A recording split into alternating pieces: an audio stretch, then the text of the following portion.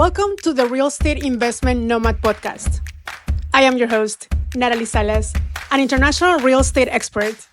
Join me as we explore the thrilling world of global real estate. We'll uncover diverse international markets, backed by solid data and engaging insights. Each episode features expert guests from the hottest markets, providing you with the knowledge to invest wisely and successfully. Whether you are a local realtor aiming to go global or an investor curious about international opportunities, this is the podcast for you. Get ready to transform your approach and achieve global real estate success to become a real estate investment nomad.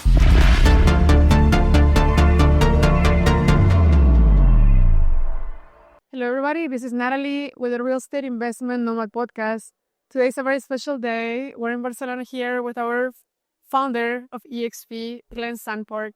And we're going to talk about global real estate and the importance of it. I mean, you've been, I think, front and center from this growth, and I'm super excited to have this conversation today. Oh, thanks, Natalie.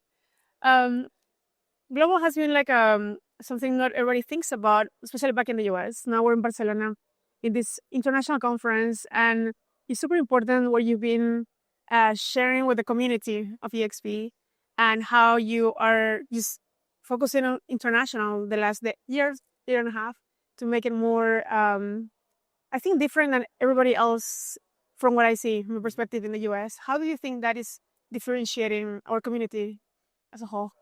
Yeah, so the thing about international is we ran it more like a startup. And when I joined the international team about a year ago, so it was July last year, it had a lot of the trappings of a large company in it, which was slowing down things. So we hadn't opened up a new country in over a year and a half, maybe 2 years. And there was a lot of just general bureaucracy in getting things done on the international side of the house. And so obviously we had a leader had left who was overseeing that. And when that person had left, I jumped in, and we just totally retooled. And in a very short order, we made a lot of key changes on the team. We got really connected with everybody on the international side. We set up our international office inside of Frame, which is, now we've got 20, 30, 40 people there all day long. And we just started to, push the envelope and just get stuff done. And so I would say that, we're if you look at the US and Canada, it's pretty established. Like, the systems are solid, and is no longer in, we'll call it startup mode. It's more at scale mode. But when you think about, we're opening up, 50 countries between now and 2030, and, with the goal of having at least 50,000 agents on the platform, et cetera. I mean, there's just a lot of stuff that you end up having to do each and every day that's kind of messy, but you have to treat the messiness as a feature, not a bug. How do you think this is impacting the agents back home, US and Canada? Because, I mean, there are many similar agencies that have kind of copied the model from EXP, but it's hard to go international. It's like a long run, and some people think it's easy, but Right. I've seen it firsthand that how each launch takes like a big push and effort. How do you think this is benefiting the agents back home? Yeah, well, one, we have a bunch of them that came to this event here in Barcelona, and I think they're kind of like going, "Wow, international is exciting." Like, what I heard, have heard consistently is, this feels like EXP in 2018, like when we were like in that massive growth mode where everything's again a bit of a mess. I don't know if you remember 2018. Were you here there? Yeah, That was in 2021. I okay. started. But in 2018, I mean, it took a month to onboard in the US. It sometimes took a couple weeks to get paid. Like, it was just messy. But and now, now we literally pay agents before they even leave closing. We've already got a deposit in their bank account in the U.S. So, Incredible. but for us, it's just we built a really great model in the U.S. and we're able to use those resources to then go in and open up these new markets, and we have to again push for the messiness, because a lot of people, I mean, left to our own devices, we want to do it perfectly. Yeah. And perfectly slows things up. And I'd rather just get open and then figure out what we need to figure out sort of after we're open. Now we do some things like we saw obviously Peru, Turkey, Ecuador. I mean, these are very successful launches. And this is in comparison to how we launched before. And we've got quality agents. We're focused on productive agent count. Previous leadership was focused on just agents count in general and could care less about production, where we actually care about the fact that we have agents listing and selling real estate, and that we're helping them list and sell more real estate. Mm-hmm. That's super important because sometimes the number doesn't matter as much as the quality, especially for so much effort that takes to onboard an agent to have them just sit there and watch, or use the systems, because I know EXP spends a lot of resources on each agent so they can be successful. So I think, like they more than break even on what they pay for their membership, and EXP gives them much more than that. Oh yeah. I mean, you look at the fact that, if you want to go get we provide every agent with a Regis card internationally now. Yes. So again, a year ago, we didn't have that in place. That was the first thing that we did when I came over, was to make sure that we had the Regis plan in place. And the Regis plan by itself, the one we give to agents, if they go to Regis to get that same plan, it costs more than their monthly fee with the EXP. So just that one benefit alone is worth more than the monthly fee that they pay. And then we provide CRM, then we help them get listed on portal, then we work on basically creating syndication systems across all the networks. And then, how many agents were trading referrals cross-border because of the network that we built. And that's kind of priceless. Yeah, no, I love the platform that was launched exactly almost a year ago, right? In the last EXPCon, because that allows us to do deals in 30 minutes or less.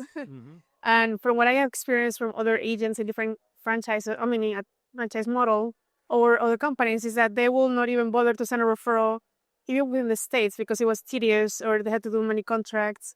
And even international would be even more complex for like somebody from a different, when a lady in Peru told me, I invited her to the event. She's an agent. She's from Remax. And she sent me a referral for New York because she couldn't do it in her system because she said it's too tedious. So she doesn't want to bother. Right. So I was like, well, you're going to give me a referral, but you can send a referral. I told her, if you were in our organization. And just as an example, how, quick the systems have been helping agents do these transactions. And somebody was sharing on stage that sending a referral from Dubai to the UK, I think, that percentage of his referral was $30,000. Only his 30% of the whole transaction.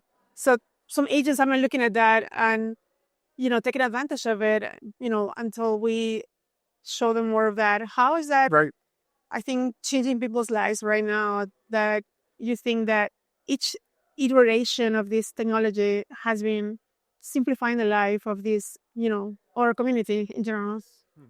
How is this important? I mean, technology, like what will be next? Like the next things that you're thinking that will accelerate this growth and, facilitating the transactions across. Yeah, I mean, we're building a lot of new websites. We're building a lot of new tools. We're licensing a lot of tools. Certainly, we're training agents.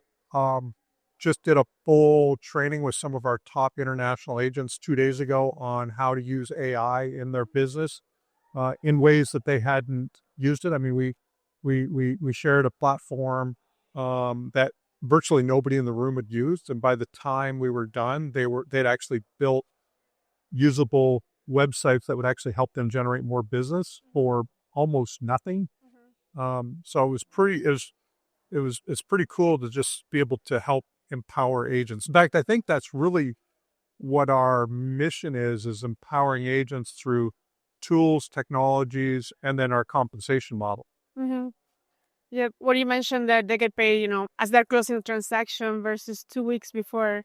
And you said that was messy, but 2 weeks is like pretty fast compared to other, companies. Right. And for us, 2 weeks is too slow. So, Yeah, but we've already started to pay agents faster in some countries. Uh, I know that we've been working on in, I think, South Africa. South Africa it takes a long time for the transaction to actually pay out to the brokerage. So we're now starting to pay before EXP even gets paid, because we know we're going to get paid. yeah. So we've got the ability to pay the agent, sooner than we've collected the money. Okay, that's amazing. And that has been kind of the concern of some agents abroad because then the transactions are slow. Sometimes, even with contracts in some countries, it's hard to collect your commission. Right. Like the market we cover in Mexico is people are afraid to, work with sellers because they're, well, what if I don't get paid? Or, and then doing a lawsuit in Latin America is good luck, it's going to be 2, 5, 10 years of a lawsuit for maybe $5,000. That's amazing what EXP has done in that aspect that you will fight for the agent's commission. Yeah, I mean, well, we're fighting. One, if we don't fight for the agent's commission, we don't get paid either. Yeah, true. So we definitely have aligned interests there because at the end of the day, we need a few things to take place. One, we need agents to report their transactions. Otherwise, why even be part of EXP? Right. And so there's in a lot of countries, it's somewhat hard for us to even track that, but we're building new tools and systems for that because that's what powers our revenue share model. Right.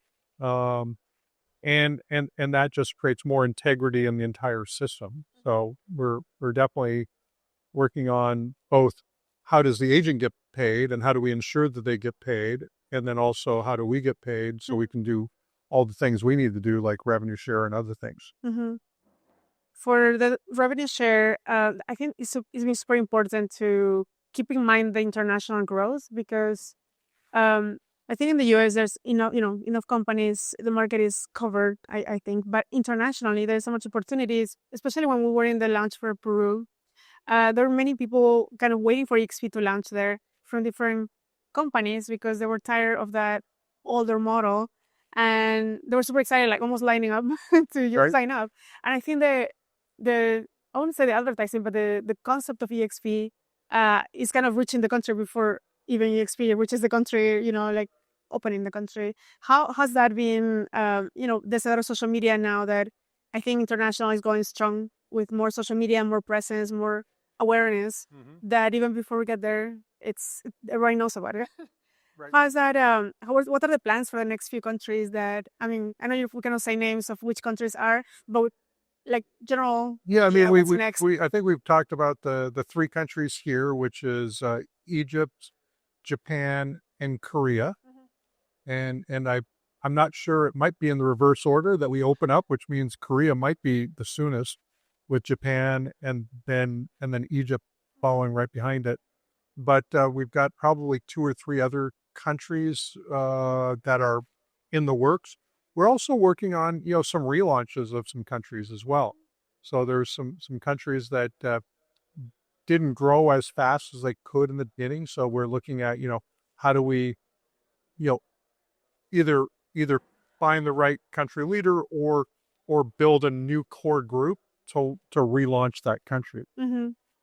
How has been the cultural differences among countries? Not a roadblock, but slowing things down in your perspective. Well, yeah, there's definitely like there's some countries where their decision making process is so pragmatic that it's just slow. And then there's others where it's very lots of people are excited. Yeah. And And so each country is just a bit different. And um, but once you find the right leader, then it doesn't really matter what market you're in, you'll grow. Mm-hmm. What are the feature? I mean, like the characteristics that you look in a leader or the team in global team looks into selecting a leader so they can be successful in this opening. Yeah, I think they need to be recognized as a leader in that country already in the industry. Um, Generally, we find that those with larger social presences, social media presences, uh, do better because they can cast a wider net day one Yeah. to capture attention. Um, People who come from coaching and training, um, they tend to have a pretty loyal following, so they tend to pull in those people who have been trained by them or coached by them. So trainer coaches tend to do really well. Mhm. That's great because I know there's the selecting process and now it's more mindful, I believe, than maybe it was before.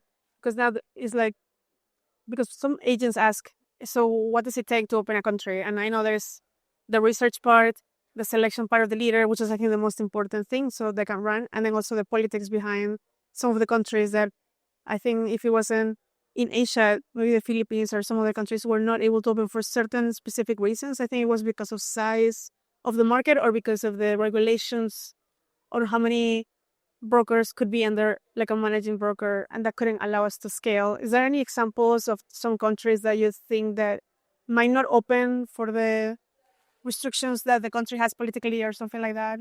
Yeah, there are certain countries that have different rules relative to ownership of the brokerage and can they run with foreign ownership?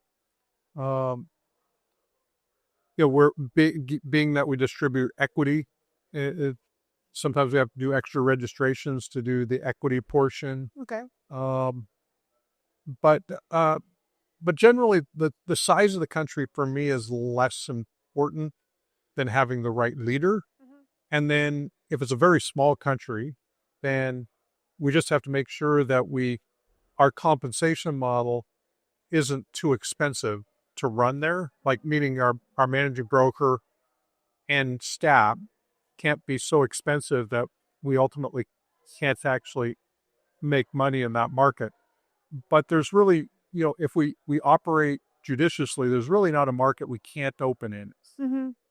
That's that's interesting because there are several agents that are within EXP and they're like wondering how. I mean, like, and they're proposing like this could be a leader or this could be a market we can open, but then there's some I'm sure research in place that needs to be done before that takes off. Right. That's Yep. cool. No, there is for sure. So for the new countries that are coming up and kind of like the how it gets run, what would be like a time frame? I mean, no, it has varied because Ecuador open in 24 hours, I feel. But what would be like a conservative time frame that from day one that we're looking at the country to the actual opening So will be? our biggest challenge to opening up a country has to do with registering to do business in that country and getting a bank account. Okay. So those and yeah, and that can take months. Okay. So Ecuador, operates on a lot of rules that are connected to the United States, so that made it easier to kind of jump through the hoops fairly quickly. But most countries, just the registration of a company takes a few months, and then opening up a bank account and the due diligence that the banks do can take a few months. So it can take 3 to 6 months to open up in a country initially. Mm-hmm. Interesting. That's really good. And Ecuador was a good example that if the country is like the rules are friendly, to have that, similarly to the US, it can be open within 24 hours. Yeah, no. Well, even in the U.S., it would take. We're starting from scratch. You would likely need a minimum of probably 30 to 45 days open up and be able to do business in the U.S. And just there's the tax ID, and there's the UID, and then there's the Secretary of State, and then there's the bank accounts, and then the signers and the resolution. So even in the States, it would still take a little bit of time. For sure. Um, what would you say? Because this is the tedious part of the, opening a company in a different country. Right? I know some agents that are still thinking the old way, and they're like, yeah, I want to expand. I want to go and open a company in Dominican Republic and expand that way.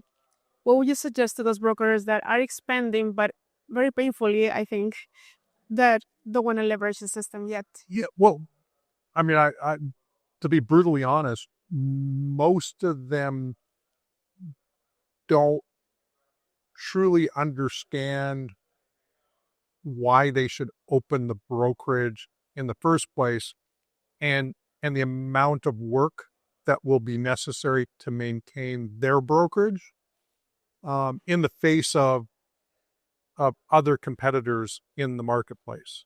So not EXP, but just in general. I mean, it's real estate's a competitive marketplace, and people are competing over listings, they're competing over agents, they're competing over a whole bunch of different things. And then you still also have to then do your profit and loss. You have to, you have to then do your taxes, you have to do your licensing, you have to do all this stuff. And most people who start brokerages were agents, and they didn't know how much work it was going to be, and because of the work involved, it drains them of both time and money, versus joining a company like EXP, where we just have the infrastructure in place and you get to be who you are out in the marketplace and allow EXP to sort of power your whole back end. Mm-hmm. No, I agree with that. And I think that's a good advice for many of the brokers that I have met in the past that are expanding to different states. Even within US is painful. Mm-hmm.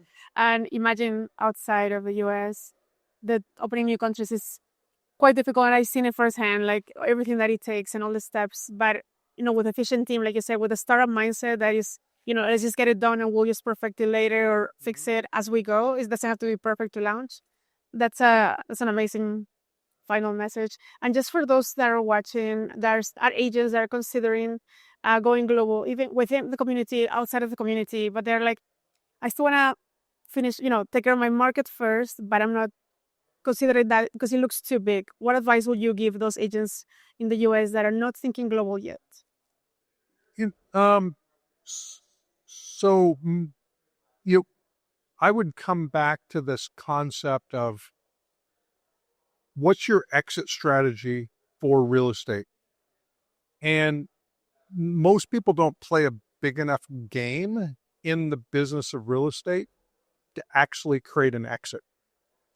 And which means that you're stuck in this purgatory of always having to go out there and list more homes, work with more buyers, and ultimately, generate the commissions that you generate. But if you want to ultimately, retire, one, you've got to think bigger, and you have to figure out ways to create more leverage in the short run, so that eventually you have the option. You don't have to take it, but you have the option to retire if you choose to. Mm-hmm.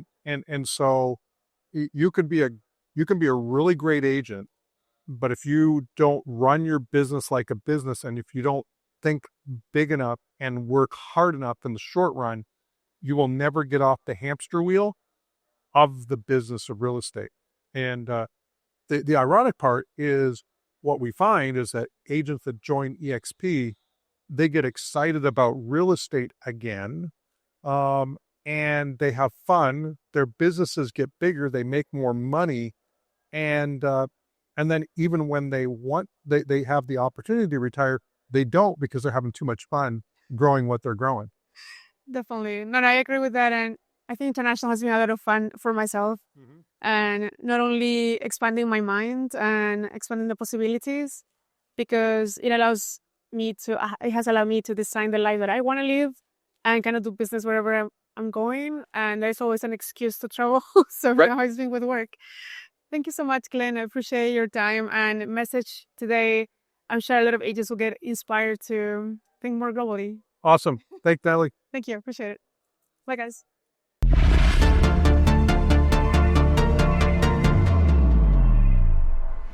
Thank you for joining us on the Real Estate Investment Nomad podcast. I hope today's episode has inspired you to explore new horizons in global real estate. Remember, the world is full of opportunities waiting to be discovered.